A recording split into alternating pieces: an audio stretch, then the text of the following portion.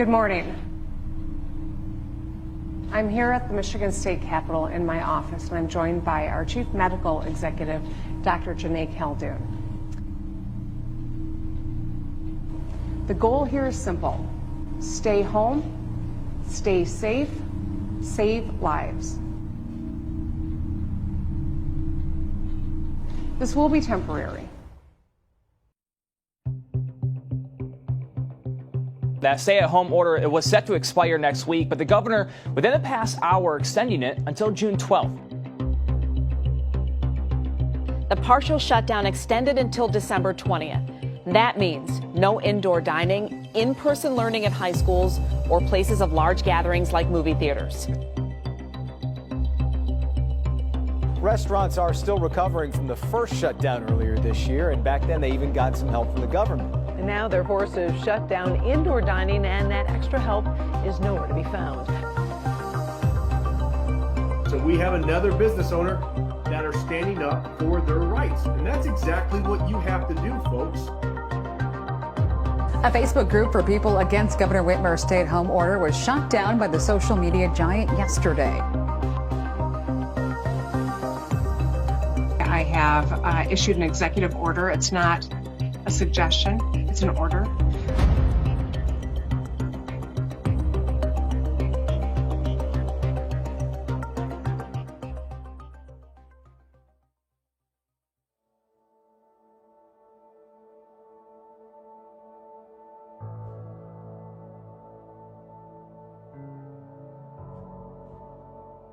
Good afternoon, my fellow Michiganders. Good afternoon, my fellow Americans. Here we are today going to talk about, again, the governor. When she gives us lemons, we are going to make vats and vats and vats of lemonade, especially with the clown show that we are currently in, and we continue. I mean, we're shutting down all these businesses. We're ruining these people's lives. And I knew in my head at the time, I could just foresee what was going to happen. I knew that lockdowns, if you do it for a long period of time, do more harm than good. We're social beings. And I just had all this anger inside of me. And I said, you know what? I'm just going to make a Facebook group.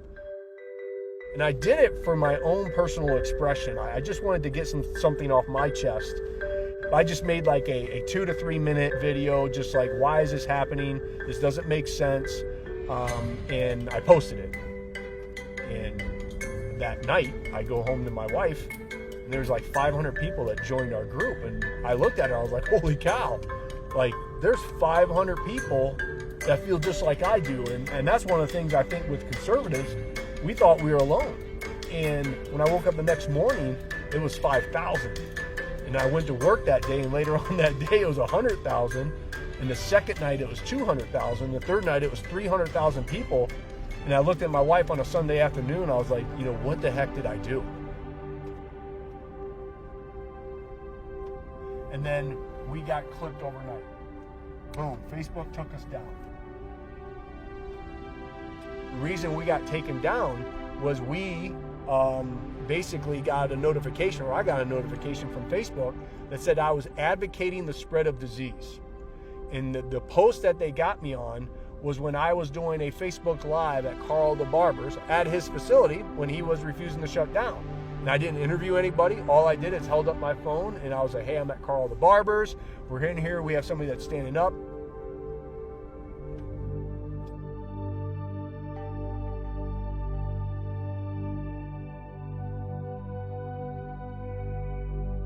I've been in this business for 60 years.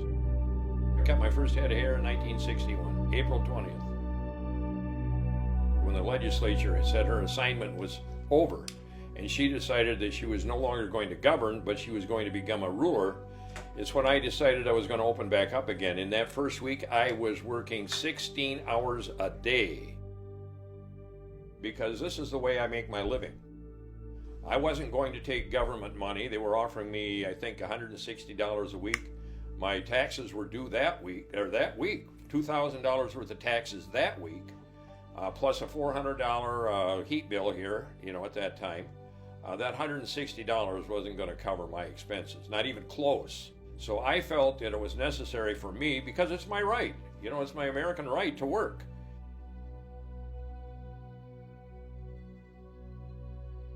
The governor said we can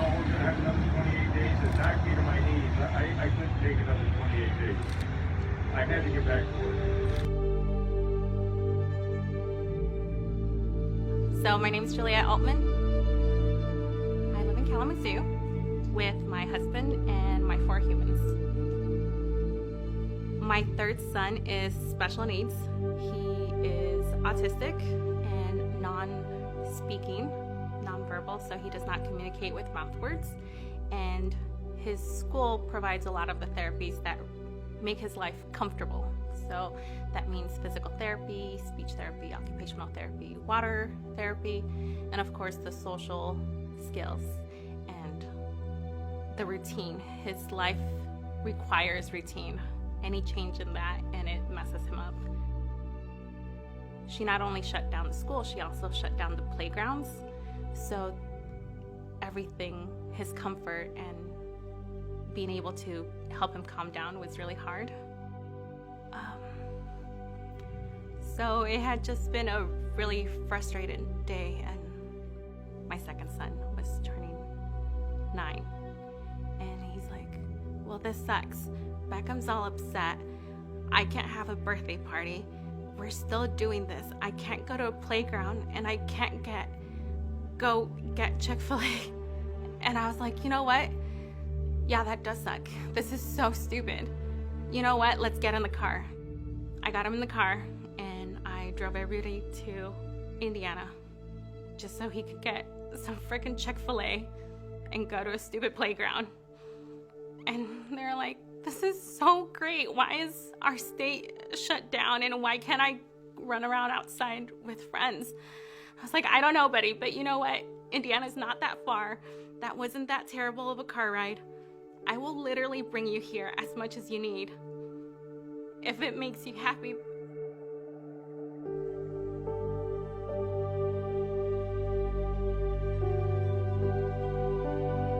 These kids, they've had a whole year now, and it looks like it's going to continue, of all of their lives is being ripped from them. And so that's the biggest thing that we need to change now, is we're leaving long-lasting scars now. This isn't just a superficial paper cut that's going to heal in a week. We are damaging these kids.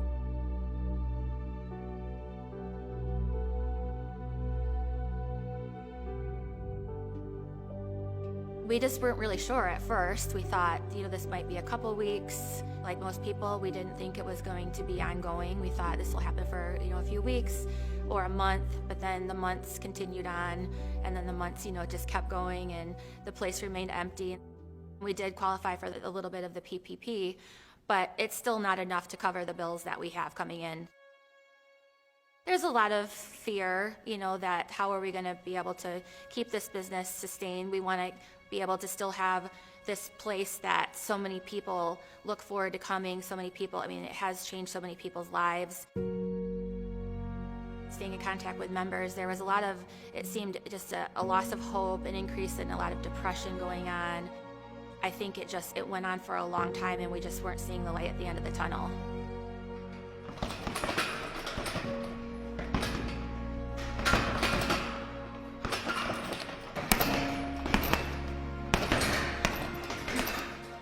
I'm not sure he even told me that he was starting the Facebook group, and it was just a way for him to express some of his grievances and kind of put it out there. Why is this happening? What's going on? This doesn't feel right. And I remember we were just about to fall asleep. He checked his phone, and we couldn't believe that it was thousands of people had already joined the group. And when we woke up, and the thousands more that had joined the group, he said, I'm not the only one. We are not the only ones who feel this way. I knew it.